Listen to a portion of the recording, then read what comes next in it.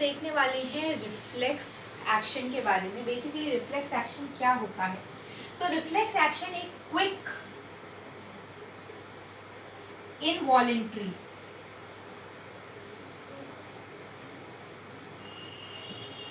Action होता है जिसमें कि जो इन्वॉल्वमेंट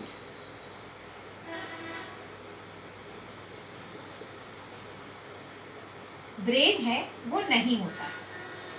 देखो सिंपल है, इसकी डेफिनेशन जो आपकी बुक में दे रखी है उसमें सिर्फ ये 3 ऐसे वर्ड्स है जो इम्पोर्टेंट है, बाकी सारी तो पूरी एक तरीके से ग्रामर ही है। इसमें क्या है? क्विक मतलब जल्दी, कोई एक ऐसा एक्शन जो कि बहुत जल्दी हो रहा है। इनवॉलेंट्री का मतलब क्या है? देखो इनवॉलेंट्री और वॉलेंट्री का मतलब क्या होता है, ये दोनों एक दूसरे के ही अपोजिट हैं। सबसे पहले बात करते हैं इनवॉलेंट्री की बात कर लेते हैं। अगर जैसे मान लो कि कोई ऐसा काम है जो कि आप नहीं करना चाहते थे, वो ऐसे ही हो गया। जैसे कि गरम चाय का कप था, आपने उसको छुआ, एकदम से आपने उसको हटा लिया, ठीक है? तो ये क्या हो गया? एक क्विक प्रोसेस हुआ। इनवॉलेंट्री मतलब आपने सोच के नहीं किया।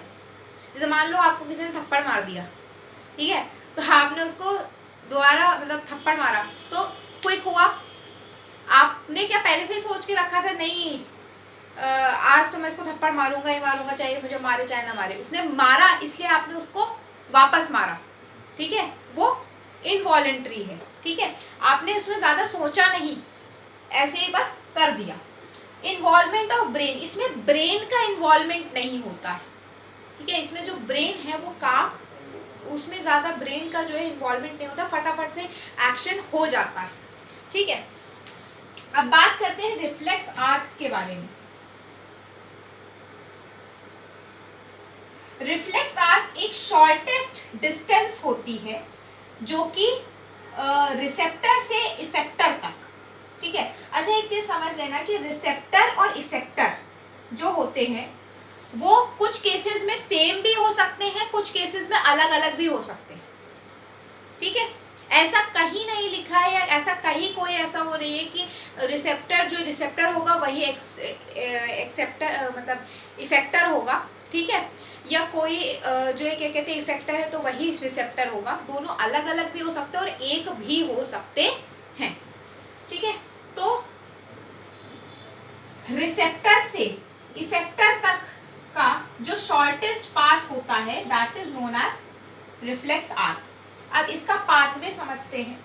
स्टिमुलाई आया आपके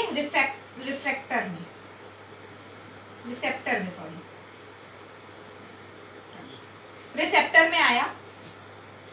वहां से 3 नर्व होती हैं, सेंसरी, मोटर और मिक्स्ड। सेंसरी जो नर्व है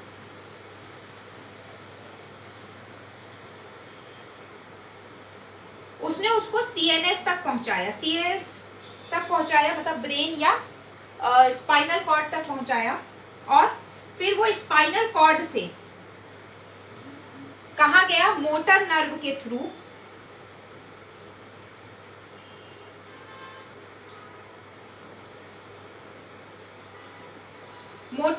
थ्रू किधर चला गया? वो इफेक्टर, और आपने रिस्पॉन्स कर दिया। सिंपल। क्या हुआ?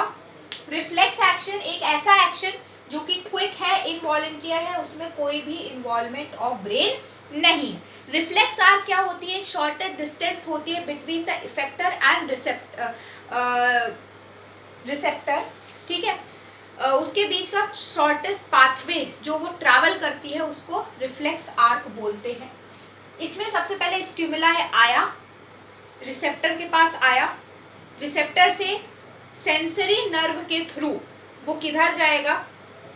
आपके सीएनएस तक जाएगा, मतलब ब्रेन या स्पाइनल कॉर्ड तक जाएगा। फिर उसके बाद वो आपका मोटर नर्व के थ्रू किधर जाएगा, इफेक्टर के पास। इफेक्टर जो है बेसिकली कभी कभार रिसेप्टर भी हो सकता है, तो कहीं कुछ बुक्स में कहीं रिसेप्टर दे रखा हो तो कंफ्यूज मत होना, ठीक है, बात वही सेम है, क्योंकि इफेक्टर और रिसेप्टर कुछ केसेस में सेम होते हैं, कुछ केसेस में अलग अलग होते हैं, ठीक है। और फिर उसके बाद आपने उसके तहत रिस्पॉन्स कर दिया। ये होता है आपका पूरा का पूरा रिफ्लेक्स आर का पाथवे। तो अब मैं आपसे मिलूंगी नेक्स्ट वीडियो में।